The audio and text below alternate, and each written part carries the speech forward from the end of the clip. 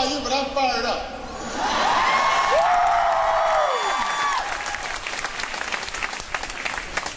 I'm ready to go.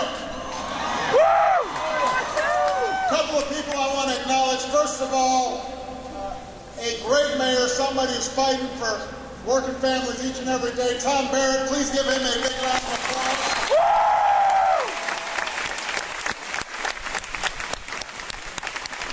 Somebody who is one of the consciences of the Senate, who's always independent, doesn't always agree with me, but always agrees with the people on his state and looking out for them.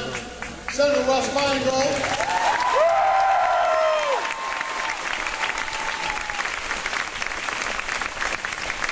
One of the most courageous members of Congress that we have, Tammy Baldwin, in the House.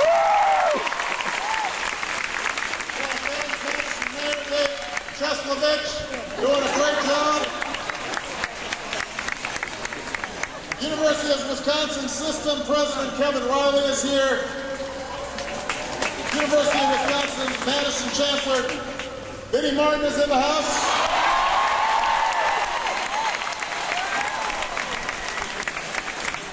And I want to thank our terrific musical guest, Ben Harper, the National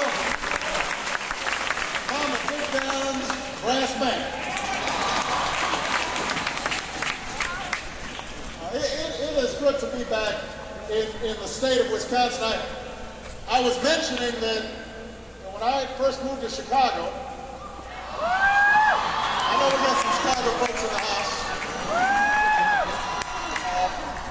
You know, every once in a while, I had some friends who were going to school up here, and I'd drive up to Madison. And I had some fun times up here in Madison.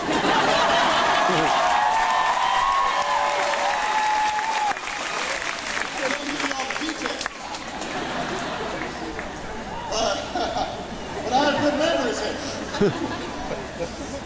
And may I say that you Badgers are looking pretty good this year.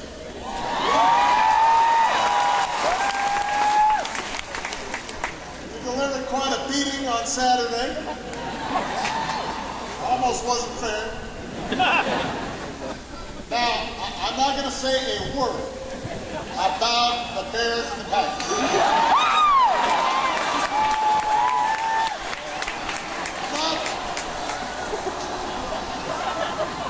I live to see them. I'm not going to say a word about it. Why spoil this great mood? Because it's just nice to see that you're as fired up today as you were on Saturday. So don't think about Sunday.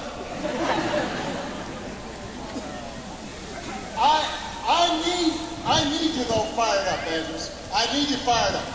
We need you to stay fired up. Because there is an election on November 2nd that's going to say a lot about the future. Your future and the future of our country. Now, 2 years ago, you defied the conventional wisdom in Washington. The message out there was, no, you can't. No, you can't overcome the cynicism of our politics. No, you can't overcome the power of special interests in Washington. No, you can't make real progress on the big challenges of our time. No, you can't elect a skinny guy with a funny name, Barack Hussein Obama. They said, no, you can't, but what did you say, Wisconsin?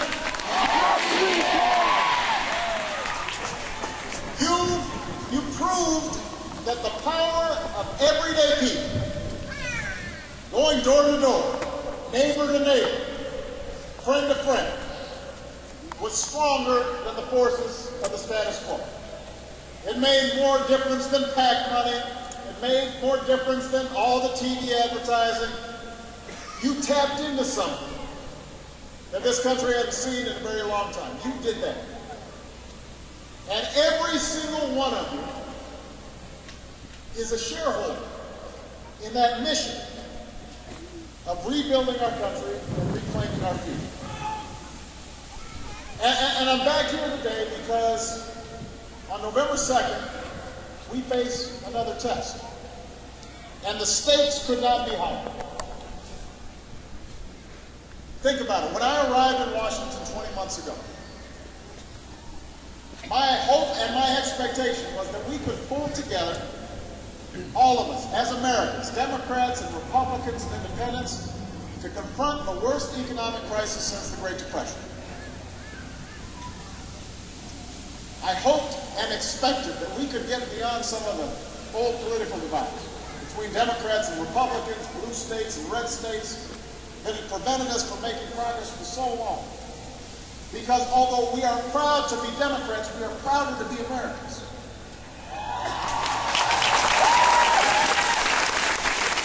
And this country was confronting a crisis.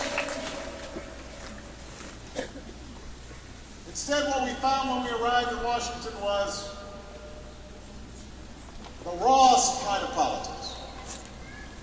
What we confronted was an opposition party that was still stuck on the same failed policies of the past, whose leaders in Congress were determined from the start to let us deal with the mess that they had done so much to create. Because their calculation was as simple as it was cynical. They knew that it was going to take a long time to solve the economic challenges we face. They saw the data. They were talking to the economists. They realized that Obama was walking in and we had just lost 4 million jobs in the 6 months before I was sworn in, 750,000 jobs the month I was sworn in, 600,000 jobs the month after that, 600,000 jobs the month after that. So before our economic policies could even be put into place, we'd already lost most of the 8 million jobs we would lose, and they knew that people would be frustrated. And they figured if we just sit on the sidelines and just say no, and just throw bombs, and let Obama and the Democrats deal with everything, they figured they might be able to prosper at the polls. And that's what they've done for the last 20 months. They have said no to just about every idea and policy I've proposed, even ideas that historically, traditionally, they agreed with. So now, the pundits are saying that the base of the Republican Party is mobilized. The prediction among the pundits is there's going to be a bloodletting for Democrats. That's what they're saying in Washington.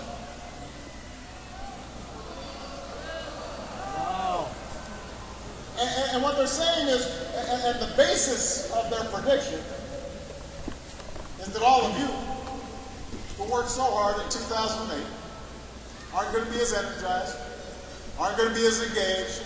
They say there is an enthusiasm gap, that the same Republicans, the same policies that left our economy in a shambles and the middle class struggling might ride right back into power. Now that's what they're saying. I'm not making this up. You guys read the papers. You guys are watching the television. They're basically saying that you're apathetic, you're disappointed, oh, well, we're not sure that we're going to turn out. Wisconsin, we can't let that happen. We cannot sit this one out. We can't let this country fall backwards because the rest of us didn't care enough to fight.